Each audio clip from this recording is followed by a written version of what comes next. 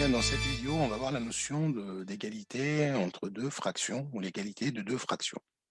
Bien, la première question ici, en fait, il s'agit d'assurer la partie qui correspond à 2 tiers, sachant que ce rectangle-là vaut l'unité. C'est-à-dire, si je considère le rectangle dans sa globalité, ça vaut une unité, c'est-à-dire 1. Eh bien, on nous demande d'assurer les 2 tiers. Eh bien, pour assurer les 2 tiers, il faut que le rectangle soit découpé ou partagé en 3 parties égales. Alors, si vous regardez bien, ici, on l'a départagé, on a découpé le rectangle selon sa largeur ou sa longueur, c'est comme vous voulez, en 3 parties égales. Donc, chaque partie va valoir un tiers.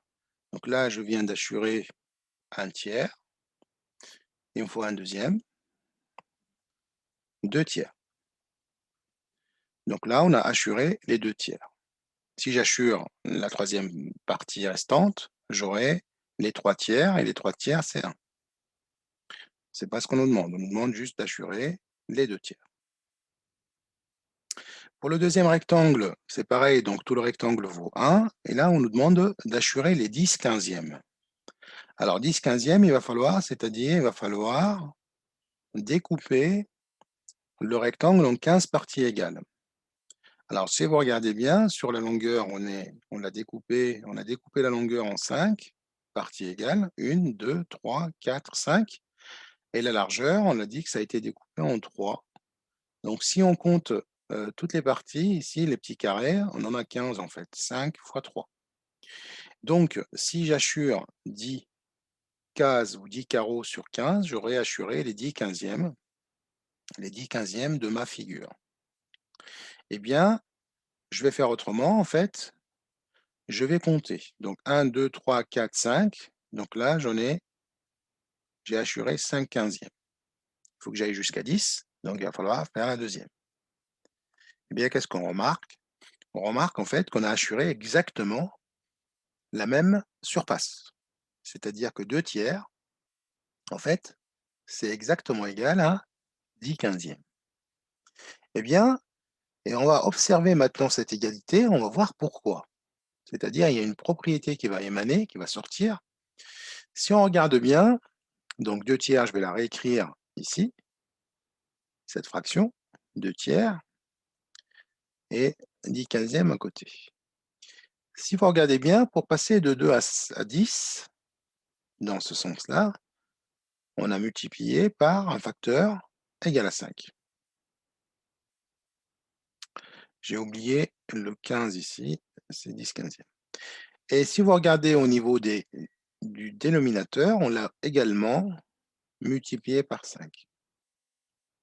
Si je pars de la deuxième, si je pars de 10 vers 2, dans le sens de la flèche, là, j'effectue une division. Si je pars de 15 vers 3, j'effectue également une division. Donc, autrement dit, 2 tiers, c'est exactement égal à 10 quinzièmes. C'est ce qu'on a vu avec les surfaces assurées. Autrement dit, si je multiplie le numérateur et le dénominateur par le même nombre, j'obtiens une fraction égale à la première. Dans l'autre sens, si je divise le numérateur et le dénominateur par le même nombre, on trouve également une fraction égale à la première. Donc on arrive à une propriété majeure qui va nous permettre de faire pas mal de calculs. Ben, cette propriété est la suivante. Le quotient de deux nombres ne change pas. Le quotient, c'est-à-dire la fraction, et ne change pas quand on multiplie ou on divise son numérateur et son dénominateur par un même nombre. Bien sûr, différent de 0, parce que si vous multipliez par 0, vous allez annuler votre numérateur ou dénominateur.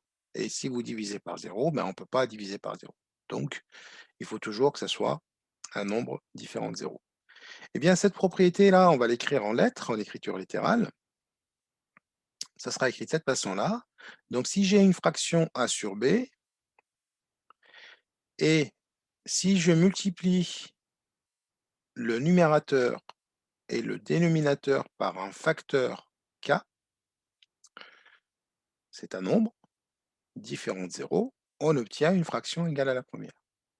Alors ici, attention, k ne peut pas être égal à 0, donc on écrira k différent de 0, et ainsi que b aussi différent de 0, puisqu'on ne peut pas diviser par 0. Cette même propriété-là, je peux l'écrire avec la multiplication. Donc a sur b est égal à a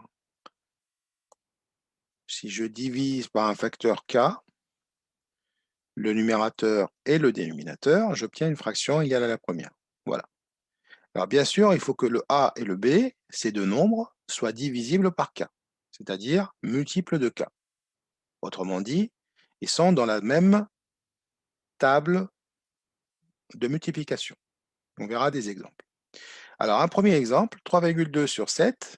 Eh bien, regardez, si je multiplie par 5 3,2, il va falloir que je multiplie 7 par 5 pour que la fraction, la deuxième, soit égale à la première. Ben, c'est ce qu'on a fait. On a multiplié par 5 ici.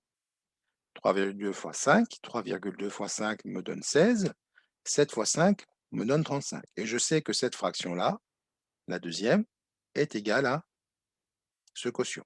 Ben, ce quotient n'est pas une fraction. On l'a vu dans la précédente vidéo, une fraction, il faut qu'elle soit écrite avec des nombres entiers. Là, c'est une écriture fractionnaire, mais ça n'est pas une fraction. 12 vingtièmes. Là, du coup, on voit bien que le 12 et le 20, ils sont dans la même table, la table de 4, donc on va pouvoir diviser par 4. Et on sait que si on divise par le même nombre, la fraction reste égale à la première.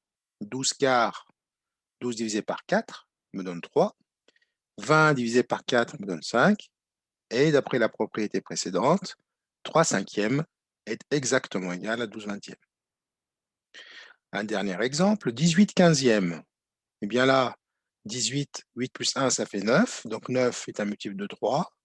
Donc 18 est un multiple de 3. Donc je peux diviser par 3. 15 également est un multiple de 3. Donc là, on va diviser par 3. 18 divisé par 3, ça me donne 6. 15 divisé par 3, ça me donne 5. Et on peut écrire que 6 cinquièmes égale à 18 quinzièmes. Alors, le fait d'avoir écrit comme ceci, on a justifié que 3,2 sur 7 est égal à 16 35e.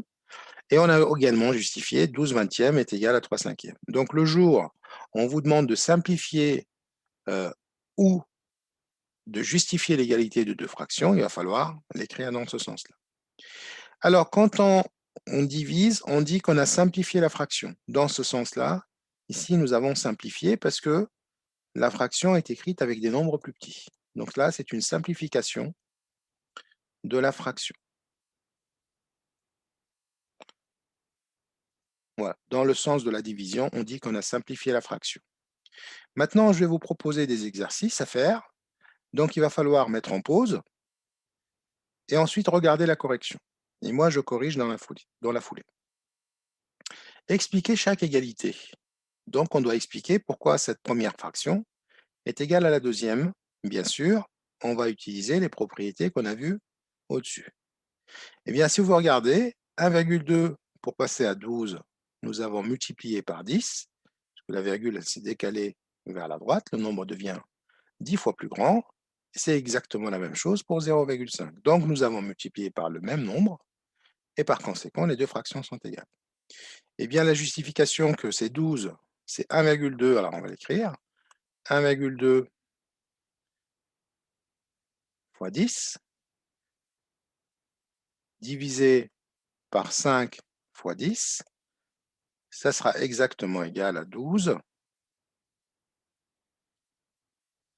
cinquièmes. Donc, 12 cinquièmes, c'est la même chose que 1,2 sur 0,5. Alors, dans la pratique, on met juste des flèches pour dire qu'on a multiplié et on met égal. Donc, 1,2 fois 10 égale 12. 0,5 fois 10 égale 5. Et le tour est joué. Pour le deuxième exemple, on voit qu'on est passé de 63 à 9. Donc, on est dans un cas d'une simplification de fraction. Et là, en fait, pour passer de 63 à 9, on a tout simplement diviser par 7, pardon. Et 9 fois 7 égale 63. Donc, c'est pour ça, 63 divisé par 7, c'est 9. Et donc, si c'est le cas au niveau du dénominateur, ben on dira que les deux fractions sont égales. Bien sûr que c'est le cas, puisque 14 divisé par 7, c'est 2. Donc, 63 quatorzièmes, c'est égal à 9 demi. Un exercice supplémentaire. Donc là, on a détaillé un peu plus. C'est un cas de justification. Alors, regardez. Donc, je vous laisse mettre en pause, faire l'exercice et après, regarder la correction. Donc ici, j'ai 4 septièmes. Par quel nombre je dois multiplier? Et on trouve 20. Alors là, bon, 4 fois quel nombre égale 20? Ben, c'est moins 5. Et je sais que cette fraction est égale à celle-là. Donc, ça veut dire que je vais multiplier aussi par 5. Ce qui va me donner 7 multiplié par le même nombre, 5. Et 7 fois 5 égale 35.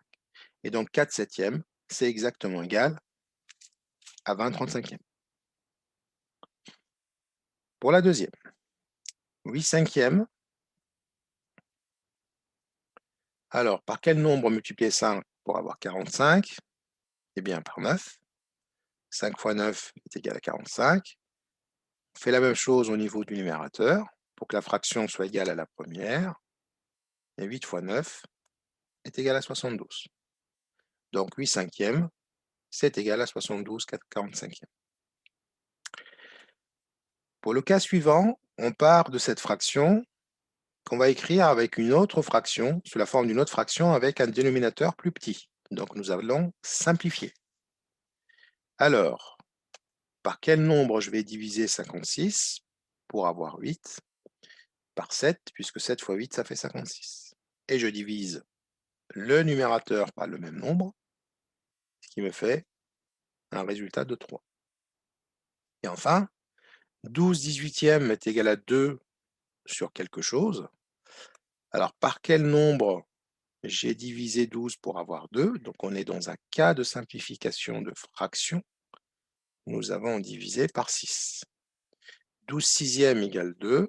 12 divisé par 6 égale 2, pardon. Donc, 18, on lui fait subir le même sort, c'est-à-dire qu'on va le diviser par 6. Et 18 divisé par 6 est égal à 3. Voilà, vous allez pouvoir faire tous les exercices de simplification et d'égalité de fractions à partir de cette propriété-là. Je vous remercie pour votre attention et je vous dis à très bientôt. Au revoir.